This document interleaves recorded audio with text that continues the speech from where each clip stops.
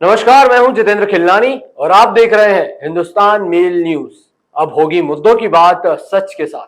चलिए रुक करते हैं देश दुनिया और इंदौर शहर की कुछ बड़ी खबरों की ओर।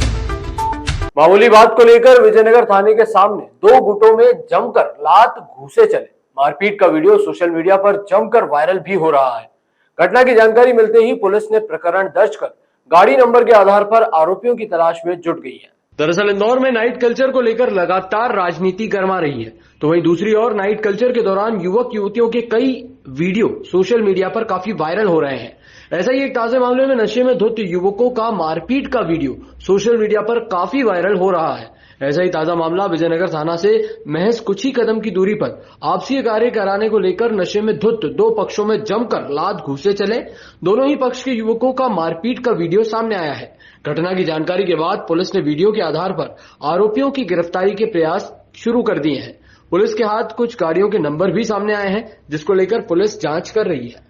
जिस वीडियो की आप बात कर रहे हैं, जो थाना विजयनगर से संबंधित है, उसमें मुकदमा कायम हो चुका है और मोटरसाइकिल की ओनरशिप के आधार पर उन्हें चिन्हित करके शीघ्र कार्रवाई सुनिश्चित की जा रही है। जहाँ तक नाइट कल्चर की बात है, वहाँ पर जिला कलेक्टर की भी एक कार्रवाई चल रही है, जिसमें उन्होंने सभी विभागों की एक समिति बना करके जो सुनिश्चित करेगी कि जो बार्स हैं और पब्स हैं वे जो लाइसेंस की शर्तों का वो उल्लंघन तो नहीं कर रहे हैं, वो उसके लिए वो पृथक से कार्रवाई कर रहे हैं। इंदौर में फिर एक बार बीती रात को मामूली सी कहासुनी के बाद विवाद इतना बढ़ गया कि दोनों पक्षों में धारदार हथियार चल गए, जिसमें दोनों ही पक्षों के लोग गंभीर रूप से घायल हो गए।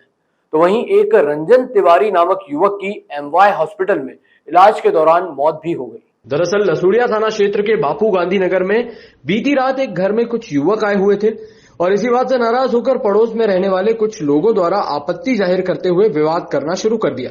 विवाद इतना बढ़ गया कि दोनों के बीच में जमकर मारपीट की घटना घटित हुई। इसी दौरान रोहित रंजन तिवारी, हरीश चौधरी सहित परिवारजनों ने मिलकर बंजारा परिवार के साथ मारपीट की और घटना शुरू कर दी और धारदार हथियार से सामने वाले पक्ष के युवक को गंभीर रूप से घायल कर दिया। और इसी दौरान दूसरे पक्ष ने भी धारदार हथियार से हमला करते हुए रंजन तिवारी और हरीश चौधरी को घायल कर दिया, जिसमें एमवाय हॉस्पिटल में रंजन तिवारी की इलाज के दौरान मौत हो गई। पुलिस पूरे मामले में हत्या सहित पूरे मामले की जांच में जुटी हुई है। लसूड़िया थाना क्षेत्र में कल रात 11-12 बजे के अराउंड दो पक्षों में विवाद हुआ था। वहाँ पर खाने पीने और उठने बैठने की बात को लेकर दो पक्ष जो लड़े थे, उसमें गंभीर रूप से 3-4 लोग घायल हुए हैं। उसमें एक जो आदमी है उसकी इलाज के दौरान मृत्यु हुई है और उसमें मर्ग जांच पर से 302 की कायमी की जा रही है। कुछ लोगों को उसमें राउंड अप किया गया है और उनसे उनके स्टेटमेंट लेकर वीडियो फुटेज के आधार पर पूरे प्रकरण की विवेचना की जा रही है। इंदौर नगर निगम का 2023 व 24 का बजट आगामी 27 अप्रैल को पेश होना है, जिसको लेकर गीता भवन स्थित AICTSL में जनप्रतिनिधियों व महापौर की मौजूदगी में एक महत्वपूर्ण बैठक आयोजित की गई। बजट को लेकर हुई बैठक में जहां इंदौर के विधानसभा क्षेत्र क्रमांक 3 के विधायक आकाश विजयवर्गीय ने अपने क्षेत्र में हो रहे कार्यों की जानकारी दी, तो वहीं महापौर पुष्यमित्र भार्गव ने आने वाले बजट को लेकर काफी सकारात्मक भाव प्रस्तुत किए हैं। महापौर पुष्यमित्र भार्गव ने कहा कि पेश होने वाले बजट की तैयारी अंतिम दौर में है। इंदौर का आने वाला बजट विकास की रफ्तार को तेज करेगा। इंदौर डिजिटल और सोलर की ओर बढ़ेगा। हर डिपार्टमेंट के अधिकारी के साथ बैठकर एक बिंदु पर जो आने वाले समय में इंदौर को लेना है, उस पर विस्तार से चर्चा की गई है।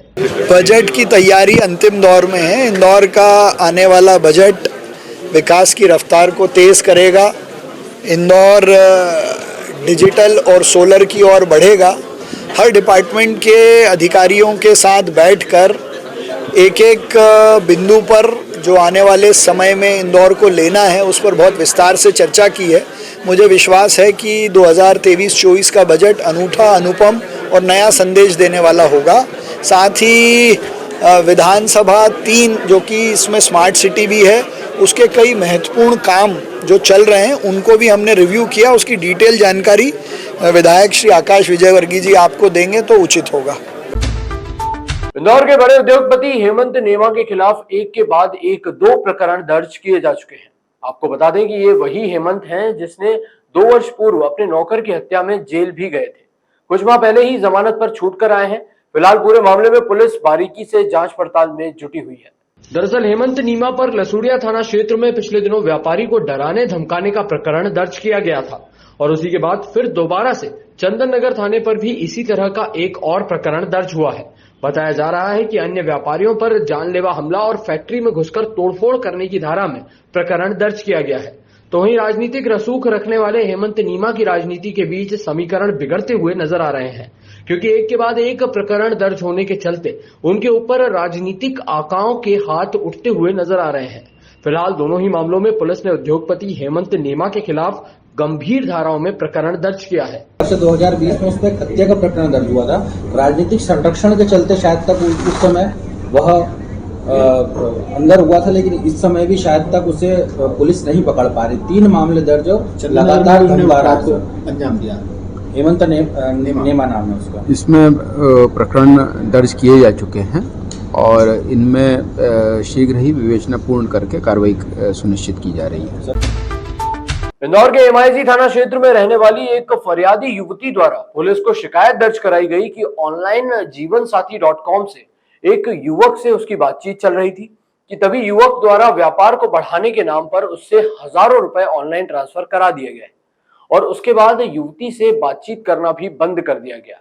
फिलहाल मामले में पुलिस ने धोखाधड़ी सहित विभिन्न धाराओं में प्रकरण दर्ज कर जांच शुरू कर दी है। दरअसल इंदौर में ऑनलाइन पेमेंट को जहां एक और सरकार बढ़ावा दे रही है, तो वहीं इसके दुष्परिणाम भी सामने आ रहे हैं।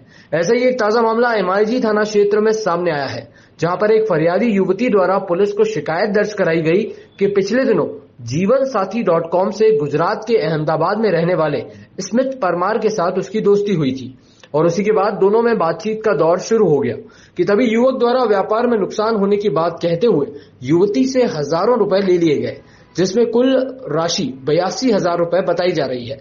युवती ने अहमदाबाद के युवक की रुपए देकर मदद की, लेकिन उसके कुछ समय बाद युवक ने रुपए देने से मना करने के साथ ही युवती को धमकी देने लगा और बातचीत करना भी बंद कर दी।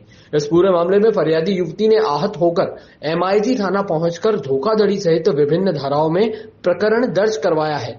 पुलिस पूरे मामले में अब जांच में जुटी हुई है। MIG थाने में एक महिला द्वारा रिपोर्ट किया गया था कि उसके द्वारा जीवन साथी पे एक लड़के से मुलाकात हुई थी। वो गुजरात का रहने वाला था और आगे बातचीत के क्रम में यहाँ पर आया था और इस बीच उसने बहला फुसला कर उससे काफ़ी पैसे भी ट्रांसफ़र करवा लिए और इसके बाद जब इन्होंने रिटर्न करने का बोला तो उसने एक फर्जी चेक, जिसमें अकाउंट ऑलरेडी बंद हो चुका था, उसका एक चेक इसको प्रोवाइड किया। तो उस संबंध में इनके द्वारा आवेदन दिया गया था, उसको जाँच पर लेकर उसमें 420, 406 आदि धाराओं में कार्रवाई की गई है। इसी तरह की और भी खबरों के लिए आप देखते रहिए हिंदुस्तान मेल न्यूज, जिसके लिए आप हमारे चैनल को सब्सक्राइब करना ना भूलिएगा। धन्यवाद।